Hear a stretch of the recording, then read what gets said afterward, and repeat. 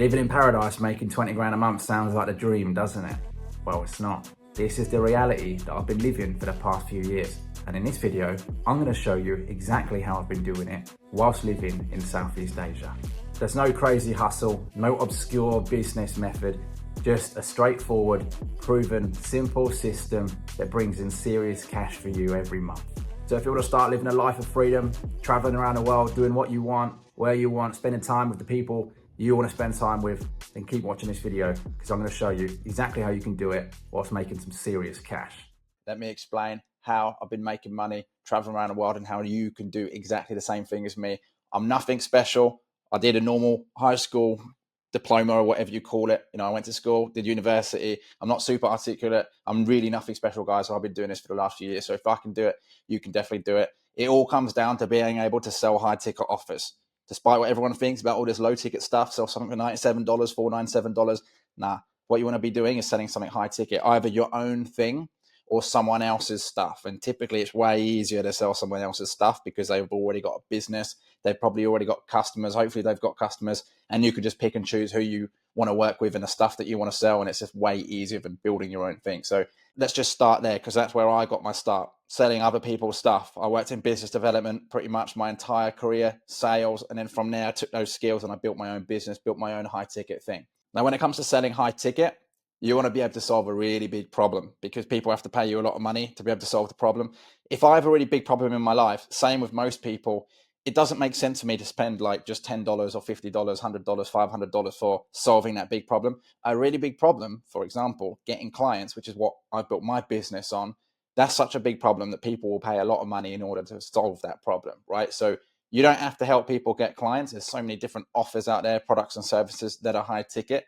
But the point here that I want to make is that you want to help people solve a really big problem. That's the only way you're going to be able to get them to pay you a large amount of money, right? So one of the benefits of high ticket selling and selling a high ticket offer is that you can focus on fewer clients to make more money with way less effort. If you just do the math on it, for example, if you sell a high ticket product, it's $5,000. If you want to make 10K, 15K a month, by the way, 16K a month is about 200K a year. So if you want to make 200K a year, you only really need to sell 3 to 4 of those each month. And if it's a recurring deal, you only need to sell 3 or 4 this month and just retain those people. You don't even have to make any sales for the second and third month because they're on retainer. They're going to pay you again the next month and the next month, hopefully, if you're selling them a good product. Whereas if you sold something for, $500, you have to sell way more of it. And even if you have people on retainer, you just have to sell to a lot more different people. So high ticket's way better because you only need a small number of clients. And if you position yourself as an expert with things like content and building a brand in the right places like LinkedIn, YouTube, even Instagram, you can justify the high prices because people will see you as an authority in solving that problem. If you just start messaging people and you don't have any authority, there's no brand power behind you, there's no trust, then you're going to have a hard time. I did start this way, and trust me, it's a long grind. What I'd always recommend you do is start building your brand around solving that problem. So yes, you can start creating content and things like that, but you don't have to, right? If you're working with a business that already has those products and services and you're just partnering with them to sell their stuff, they're already going to have that authority. So you're just working on behalf of them and bringing in the deals, right? So it depends if you're selling your own high ticket thing or if you're working with other companies and you're selling their stuff. And there's lots of different pathways here. So if you watch some of my other videos, you're going to see what I mean. But you can partner with other companies, sell their stuff, or sell your own high ticket thing. I partnered with other companies early on, then I sold my own high ticket thing. That was the path that I took. You can follow my path or you can do it your way. But regardless of what you do, when it comes to high ticket selling, you have to learn to get rejected and accept it a lot. And you have to learn to follow up with people a lot, because sometimes people aren't going to be ready to buy right now or next month. It might be in a few months' time or even next year. So you have to be able to build that pipeline and be patient with the sales process. Now, luckily, you can automate most of this process. Pretty much my entire sales process is automated except for the actual selling part. So if you want to be booking meetings for yourself and selling the high ticket stuff, you can automate a lot of that process. Same applies if you're partnering with other companies and you want to book meetings on their behalf. You can automate a big chunk of that process. Back in the day, you had to manually do everything, manually send DMs, manually email people, all that stuff. Luckily, we've got software now. Tech companies have just solved heaps and heaps of problems. That's why they're worth billions of dollars. So you can use a lot of different software and tools to automate the pipeline of someone, being a total stranger to becoming a raving fan. One of the first things that you should be doing is setting up a booking link. So you can use Calendly or Schedule Once to schedule those meetings automatically. If you don't know what this is, it's basically a link that you can direct someone to and they can book a call in your calendar. So it shows up in your Google Calendar, which, by the way, if you don't use a calendar, this definitely isn't a video for you. You need to go watch one on managing your time and organizing your life. Google Calendar runs my life, right? I'm always looking at my Google Calendar. I'm putting notes in there. I know what my to-do is. I check it in the morning, check it in the evening, plan my day the night before. So assuming you use a Google Calendar, which I hope you do, you want to be able to book people in to have a meeting. The reason why you'll do it this way is because if you're trying to meet with people and you're trying to book calls with people, if you go back and forth via email, trying to figure out the right times and stuff, it's just a waste of your time. And very often it just doesn't even happen as fast as you want it to happen. Whereas if you just send someone a link, they can just book it in, they can find a time that they like, and it just shows up on your calendar. You can block out certain parts of your day. You can make sure that there's no calls getting booked on certain days. For example, I don't have any calls on Monday. So definitely have a booking link. That booking link is going to be sending automatic reminders to people so that they don't miss the appointments. I used to have a problem early on where people were booking calls with me and they weren't even showing up. It's kind of a waste of time, but even worse than that, it's just like demotivating. So you don't want that to happen. You want people who book calls to actually show up. Usually in Calendly or Schedule Once or whatever booking system you use, they have that as a feature anyway. So it's all pretty easy to set up. And then you're going to want to integrate that booking system with a CRM. You can use ActiveCampaign. You can use ConvertKit. There's a bunch of other ones, HubSpot. Just go and find one that you like the most. I know HubSpot is free for the first 1,000 leads. I use ActiveCampaign for a long time because it's got a lot of features and there's lots of automation built in there. So I paid extra for that. But whatever CRM you choose to use, its purpose is to be able to track the deals in your pipeline. So if you're selling high ticket, you want to be able to track the deal sizes, the people that are showing interest, and you want to be on their case all the time. So that's why I said in the previous slide that the follow-up process is really important. If you don't have a follow-up process that's just nailed on to be able to get people to not only book meetings with you, but then eventually buy, even if they don't buy on the phone, because they don't always buy a high ticket product or service on the phone. You want to have a follow-up process that's going to bring those deals in eventually, because otherwise you're just going to be booking meetings and you're going to get demotivated because no one's going to buy it. You have to have a follow-up process. This is what all the big tech companies have, all the big B2B companies have. Any company that's been around for decades, if they sell a high ticket product or service, they have a follow-up process in place. So you need to have your own one that works really well. And of course, you're going to have emails going out to those people who book meetings or who go into your CRM. So if you're tracking a deal, let's say, for example, someone shows interest in my product or service, but they haven't booked a call yet, they're going to go into the CRM or into a Google spreadsheet. If you just want to use spreadsheets, that's also fine. CRMs are going to be better because you can automate everything. But with a spreadsheet, you get like a 30,000 foot view. So you can kind of see everything. Totally get it if you want to do that. Either way, whoever shows interest, you want to put them into the spreadsheet or into the CRM, and then you can send them emails over time as like a method of follow-up. You're going to use different channels. So email is one channel, messaging them on LinkedIn is another channel, Facebook's another channel, cold calling is another channel, right? So you want to be able to hit them in different channels, and that's what your follow-up process is going to kind of look like. And then, of course, once they eventually do book a call, you send them that booking link.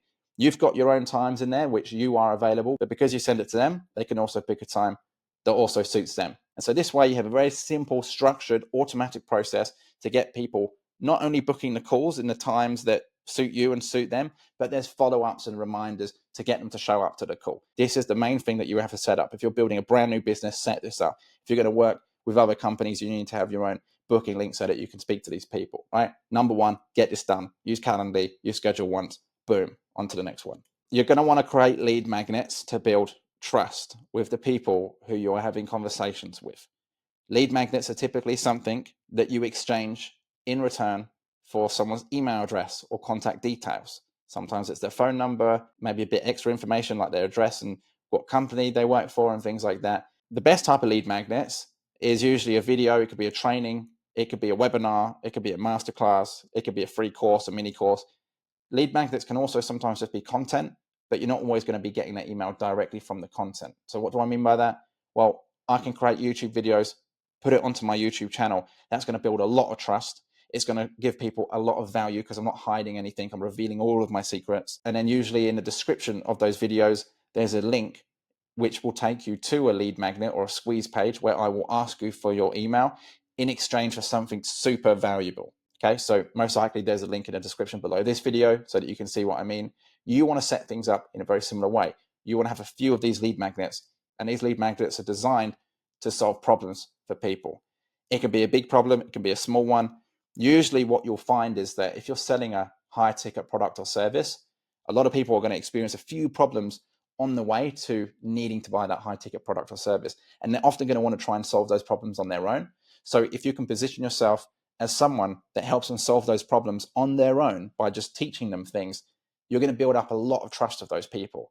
And eventually they're going to get to the much bigger problem, and they're going to give you their email, their phone number if they haven't already, but they're going to choose you to work with because you've already shown that you're a trustworthy person. You've already helped them solve a heap of problems. So when they get to this really big one, it's a no-brainer for them just to work with you. They can book a call. You can charge them for consulting. You can sell a high-ticket product or service that's going to solve that problem. At that point, you pretty much get to choose how you want to deliver more value to them and how much you want to charge. Now, like I was just saying before, content is a really big one. Just give away all of your secrets. Don't hide anything. If you look at my channel, I'm pretty much just revealing everything. And then the idea is that if anyone watches these videos and gets value from it, they can work specifically with me and I can help them out. They can buy courses or they can buy a much higher ticket thing, which is our physical video mailers, which we can use to attract Dream 100 clients. This is typically for established companies and things like that, but there's an ascension ladder. So what I'm doing is I'm using content in order to build trust and show that I'm an authority. So this attracts people to me because I'm creating content on certain topics that pull people in, hooks them, gets their interest. And when they watch those videos, they get to spend a lot of time with me building trust. This is one of the really cool things about creating content, because there might be a lot of competition in your industry and you might feel like it's just going to be impossible for you to create content because there's so much other content out there already on the same stuff. But the thing is, if it's you speaking on camera, you've got a certain personality and you have a certain way of speaking and you explain things differently to other people. And so you will attract people who, well, like you, right? You're going to attract people who want to spend more time with you. And some people won't, some people will. But that's the whole point of creating content, because you're going to find those people. And I'm sure you do the same, right? There's probably certain people online that you follow and they don't really say anything different to some other people, but you just like them. You like their vibe, their personality, their energy. So this is why it's important to create your own content, even if there's a lot of competition, and it builds your authority. It shows that you know what you're talking about. You can then do that across different social media channels. You build up that following, and with enough followers, eventually it's something that's going to allow you to, well, never really be poor. Let's be honest, because you've got heaps of followers, you can sell them something all the time, or you can use that to promote other businesses, other products. You can get sponsorships. I mean, you'll literally be able to just make money from nothing if you have a big following. So there's no reason why you shouldn't be doing it. Create content that speaks directly to your target audience's pain, bring them to you, attract them with that content, show off your personality a little bit, be consistent with your posting so that you can build trust over time. Use really simple language. I like to say use Donald Trump language because he talks, like a 6-year-old pretty much, but that's what gets people in because it's just easy to understand. It's not elitist. You're not trying to show that you're superior to anyone else. You just speak very clearly. This is like a psychological trick that a lot of marketers use. If you're using ChatGPT to write your scripts, just say that you want it written in 8th grade language or under, and typically you're going to get the type of messaging that I'm talking about here. Simple language is really, really key. I actually didn't create content early on because I thought that I had to be very articulate, which I'm not. As you can probably tell from some of my videos, I just speak very simply because that's just the way I am. So don't be afraid of looking stupid. Just talk very simple so that your audience understands. Because most of the problems that you're going to be trying to solve for people is usually solved with a very simple solution, but most people just get their knickers in a twist, right? They're just like a headless chicken running around. They don't know how to solve that problem because you have the knowledge and they don't. They haven't done the education, or they haven't learned the thing or had the experiences. So just give them it in a very simple, easily packaged way. People don't want to go through heaps of books and heaps of courses and heaps of lessons to just solve one problem. The faster you can solve the problem, the better. So that's why I say to speak very simply. And then, of course, just engage with your audience, right? Ask people to comment below. If you're making YouTube videos, if people comment on your LinkedIn posts or your Facebook or wherever you're building your brand, then you want to reply to them, you want to respond to them, show that you care, answer their questions. This is going to give you a lot more trust, a lot more feedback. It's going to help that loop of people, warming up to you. They'll probably recommend you to others, share your content more. It's just, you put good out into the world, good things come back. And going multi-channel is another big one, but it's difficult if you're just getting started. I would always focus on just one channel first. Get really good with one channel. So what do I mean by channels? Just pick a social media platform, really. Pick Facebook, Instagram, YouTube, LinkedIn. For me, I was on LinkedIn for a long period of time, growing my business. Before that, in my career, when I was in sales and business development, it was LinkedIn. But these days, I feel like LinkedIn is not as good as some other platforms. I'm now putting a lot more effort into YouTube. So don't be afraid to pick one platform, because you can always move to another one. And if one doesn't work out the way you wanted it, then you can always move to another one anyway. YouTube's always good, but it's a bit of a slow burn. If you don't have any experience in anything, or if you're not good on camera, not confident, then it's probably not the best place to start. I didn't start with YouTube because I didn't like being on video. And, I don't think I was very confident in what I had to say at the time. I probably didn't have enough experience. But from overcoming a lot of problems over the years, that's given me enough experience to be able to talk about it in a way that hopefully sounds confident, right? So if you don't feel like you're quite ready for YouTube, just don't do it. Maybe focus more on writing. You can write on LinkedIn, you can write on Facebook. Instagram's also good if you want to do short form videos. Maybe you don't want to do long form stuff, but Instagram can be good as well. Choose your platform based on what you are most aligned with, but also where your ideal customers are going to be. So you have to look at both of those things. With YouTube, everyone's on there, right? With LinkedIn, it's a certain type of clientele. And now if you're in B2B, which if you're going to sell high ticket products and services, typically B2B is the place to be. It doesn't have to, but for simplicity's sake, B2B typically has more high ticket products and services.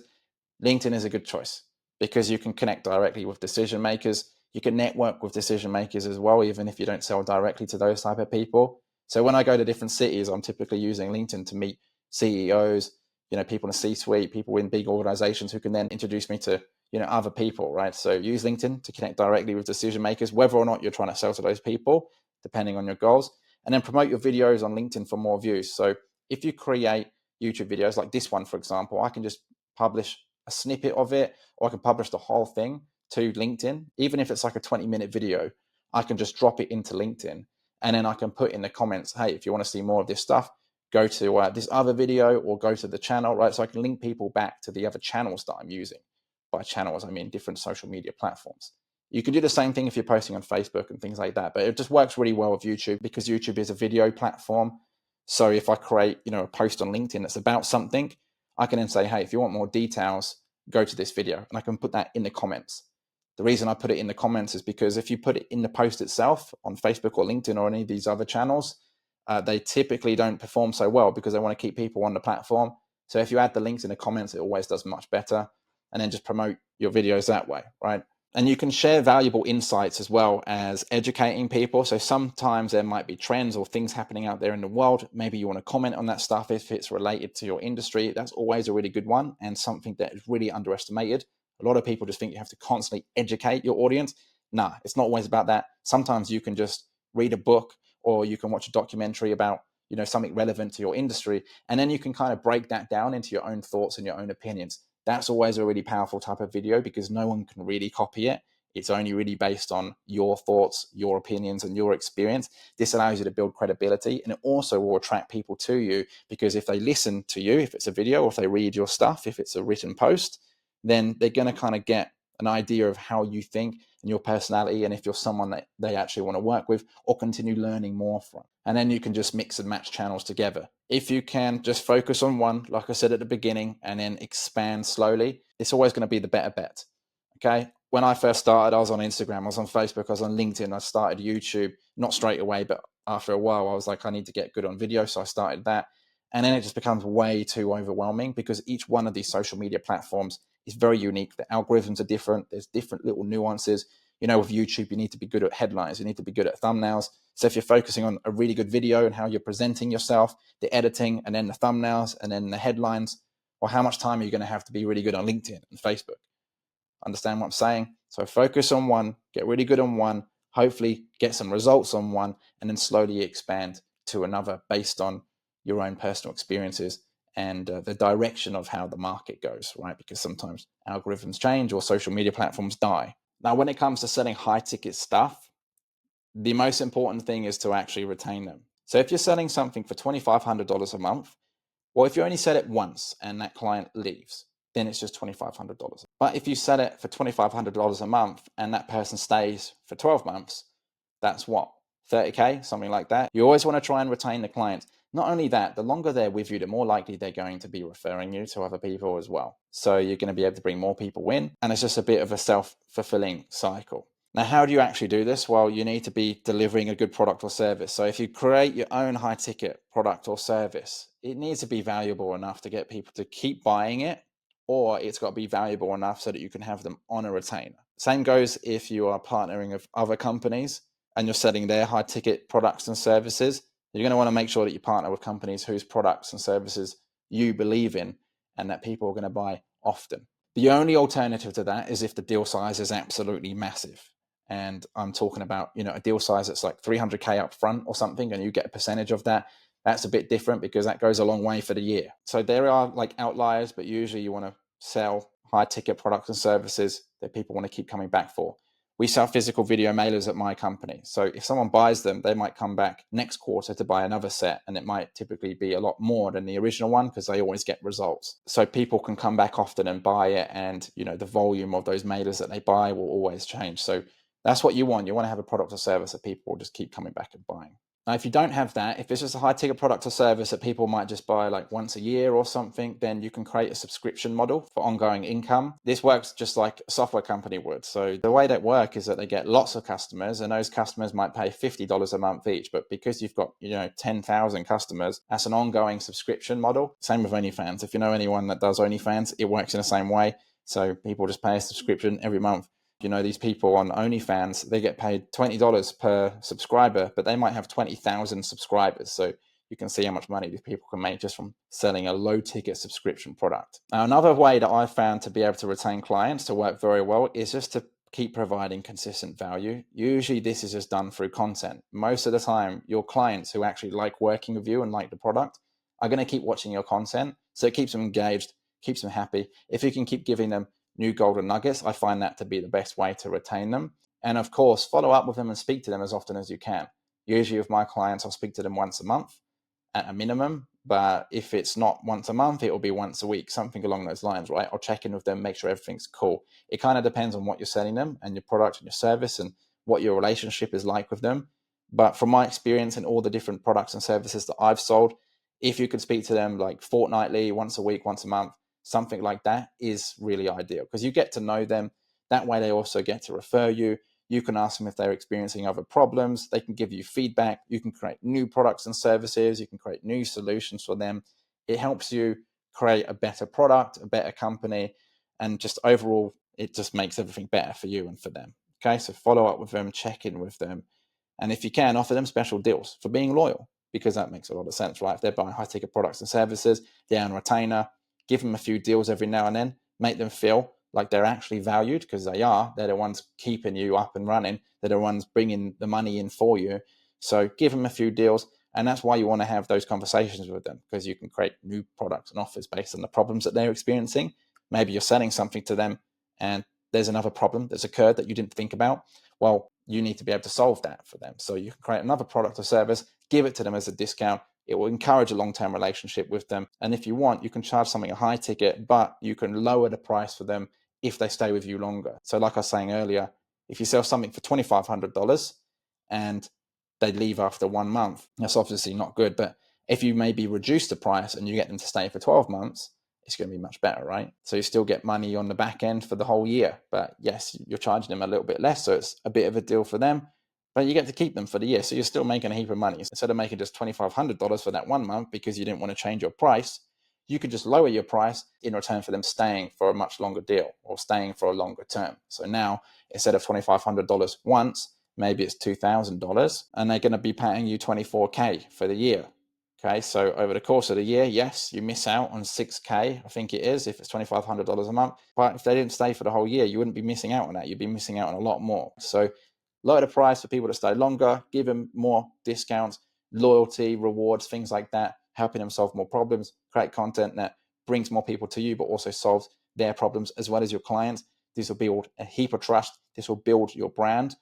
And over time, you're going to be the person that people just come to from inbound. You don't even have to reach out to them. They're going to come to you and you'll be able to sell them on a high ticket product or service. Now, this is what I've been doing for the last few years. I've been living in Southeast Asia for the last few years.